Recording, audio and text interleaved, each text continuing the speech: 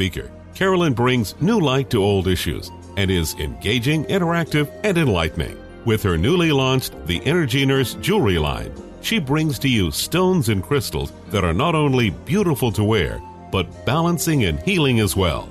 To contact or learn more about Carolyn, go to www.theenergynurse.com.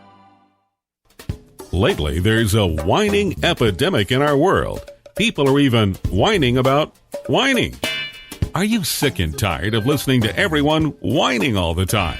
So was January Jones, the author of Thou Shalt Not Whine, the 11th commandment that reached number 1 at Amazon.com.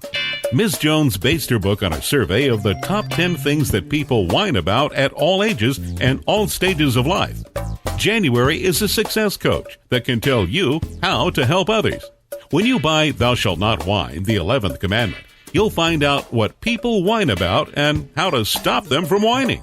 This is the perfect gift book to give or get for any occasion. Thou Shalt Not Whine was voted the best gift to be given anonymously for those special people in your life. Ms. Jones is an internationally known author in the style of Irma Bombeck, specializing in housewife humor with her book being published in Korea and China. You can find Thou Shalt Not Whine at Amazon.com. Welcome back to the No Wine Zone. I'm visiting with a wonderful, amazing guest today, Joanna Krotz, and she wrote a book that just came out today. It's entitled Being Equal Doesn't Mean Being the Same. That's a brilliant title, by the way, Joanna. Thank you. Thank you so much. I love titles that, and you have also, I wanted to mention, you have a killer cover, you have a killer title, and those are the things that are so important when you bring a book out. Now, in part 1, you entitled that section, Looking Through a Gender Lens. Share a little of your thoughts on writing that section of the book. Sure. I really take a look back at some women who were entrepreneurs in the early days of this country. And it turns out in a very interesting way that some of the most successful were African American women. Oh, yes. Who don't seem to get much credit for a lot of reasons. The one that's the most well known is Madam C.J. Walker, and she was the first born to her family in emancipation. So her earlier, older brothers and sisters were all slaves. Her parents were. Isn't she the one who created the franchise concept? No, there's another woman who did that actually. But what she did was create some hair product for African American women. Beauty salon. Yeah. Yeah, that she sold, and because she was both female and black, she was not allowed into retail channels. She couldn't sell her product in drugstores. So she created, maybe this is why you see it as a franchise, she created an alternative way of selling by basically figuring out what Avon does. Oh, okay, yeah. Which is going all around the country to communities and churches and clubs and having some of her sales force demonstrate the product and then staying with church-go and then selling it that way, and she was just enormously successful. Well, you know, one of my sponsors is Scott Smith, and he wrote a book, Extraordinary People, and he wrote about her in his book, and he actually came on and did a whole show about her. So she was very, very famous, and that's interesting that she was black, and she had to create her own marketing plan, didn't she? Yeah, and the reason she's so well known is because her great-great-great-granddaughter, a woman named Layla, originally Walker, but now different, was a CBS producer, and throughout her career, she started going around the country trying to figure out what her ancestor had done, and she ended up writing a bestseller. Good. And wonderful. Otherwise nobody would have heard of her. There was actually another black woman whose name was Annie Malone in St. Louis who preceded Madam C.J. Walker and was the first woman in St. Louis to tootle around in a Rolls Royce. Oh, gee. Well, I love that one. in 1915. Oh, my gosh. Can you imagine? So anyway, through a gender lens is kind of surfacing these stories that have been long forgotten or never actually made it onto the page, and then moving into more or less the present. What happened in World War II? It's just a little history of what happened in World War II when women came onto the factory floor, and that's actually when the whole gender pay gap began during World War II, which we still have with us.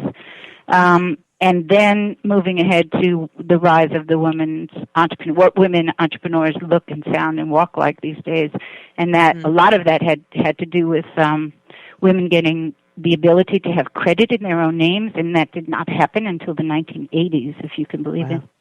Wow. So all these things together, by the time the turn of the century, meaning the 21st century, things had changed. And with the recession, with the dot-com revolution, with technology, women had tools and skills and education, and that's given rise to the current really boom in women's entrepreneurship. Well, it's interesting. That's part one. It really resonates with me because my mother went in World War II to work in the factories because that's what Rosie the Riveter, that's what women had to do then.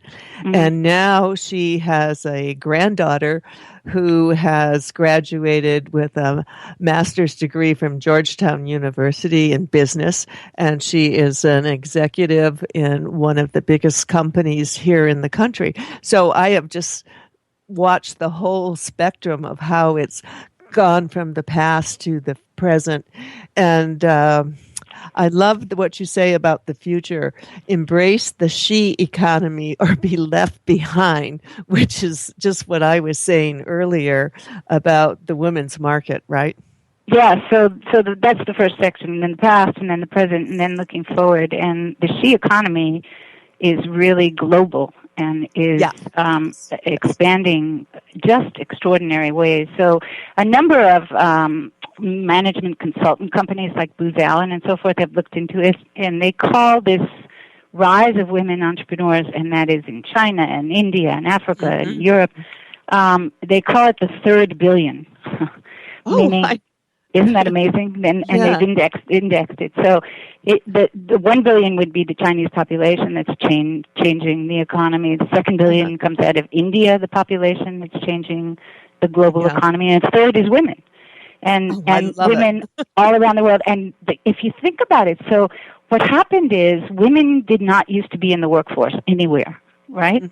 And so whatever they contributed was considered null and void. They had no one to track what their contribution to any economy was because they were in the household or they were under the radar. And so when economists finally realized that you could actually track women's economic contribution, of course it's because women came into the workforce and started forming companies, all of a sudden there's this rise in the GDP, in the gross national product and the gross global product.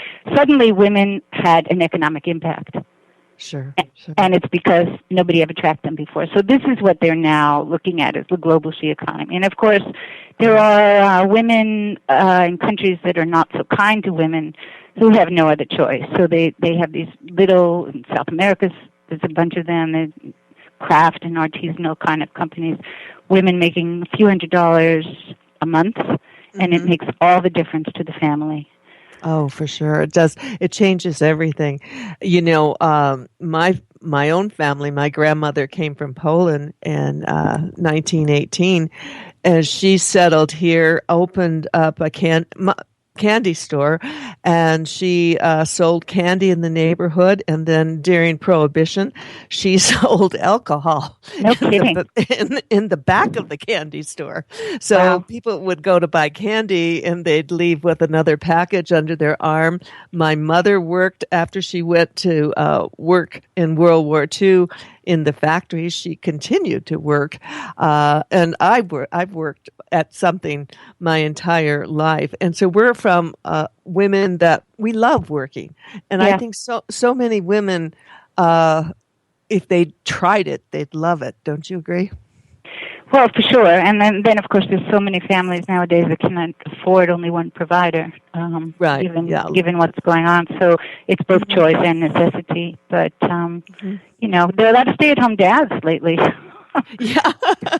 There's a rising number of women who are out earning their husbands. Yeah, I've seen a couple in my family do that. So it's a changing world. Now in part 2, well, no, you know, first we're going to take a break and hear from our wonderful sponsors, many of them who are women. And then when we come back, we're going to talk with Joanna about building business with the gender SWOT matrix. I don't know what that is. You're going to have to explain that when we come back. We'll be right back. To. January's co-host, Connie Cockrell, the author of Mystery at the Fair, has been writing since 2011 after a challenge from her daughter. An eclectic writer, she's written mysteries, sci-fi, fantasy, and even a thriller. She has been included in 4 different anthologies and published on the e-zine Everyday Fiction. Connie continues to write and entertain with whatever comes into her head. You can find her books on most ebook retail sites. Paperback editions are also available. Be sure to visit her at www.conniesrandomthoughts.com, on Facebook, and on Twitter at Connie Cockrell. The new book, God Reconsidered, Searching for the Truth in the Battle Between Atheism and Religion by Scott Smith, explains why both militant atheists and believers in traditional religions ignore inconvenient truths. Scott argues in favor of the insights of Gnostic Christianity.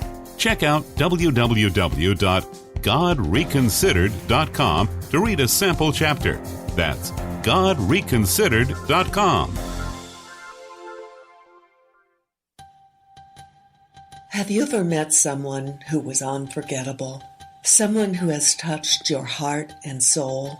People who have faced difficult problems. People who have fearlessly shared their stories, their struggles, and their successes. People who have priceless personalities. In my new book, Priceless Personalities, Success Stories Shared by January Jones, I am honored to be able to share with you people dealing with problems such as incest, molestation, child abuse, drug abuse, polygamy, unemployment, scandal, starting over, self-esteem, and workplace issues. My guests have all been exciting, eclectic, and energizing. They will amaze, amuse, and even astonish you. You will adore getting to meet them at Amazon.com.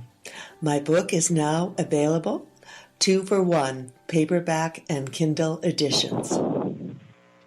Priceless Personality is now also available at audiblebook.com. We're visiting with the Priceless Personality today, Joanna Krotz, and she's written an amazing, brilliant book. We're talking about the book is Being Equal Doesn't Mean Being the Same. And part 2, Building Business with the Gender SWOT. It's SWOT matrix. Oh, you know what, Joanna? Before we talk about SWOT matrix, let's share your website information and tell everyone how they can get your books. Sure. Well, it's up on Amazon, so just go to Amazon.com. Being Equal Doesn't Mean Being the Same, or my name, Krotz, Krotz, and on Barnes & Noble, BN.com. My website is, actually the book title will get you to the page where you can buy it on Amazon, so it's a mouthful, but Being Equal Doesn't Mean Being the Same.com. And okay. It's a page within the website of my company, which is called The Woman's Playbook. So there's several ways to go. womensplaybook.com or the name of the book. I like womensplaybook.com. I think I'm going to post that when the show goes up. Yeah, because Being Equal doesn't mean it's a bit of a, yeah. So you go to Women's Playbook and then just click book on the navigation and that'll do it. Okay, terrific. Thank you for sharing that. So, come on, fill me in. What does SWOT matrix? Is that an acronym? It is, and it's a term from business that's been around for a bit. It stands for strengths, weaknesses, opportunities, and threats or limitations. Every time someone says threats, they then refine it because I guess over the years it's been limitations as well as threats. And it was developed in the 1950s by some business professors to evaluate and analyze companies. So let's see what company X does well, what they are bad at, what opportunities they have in the market, and what is coming at them that they should worry about. Okay.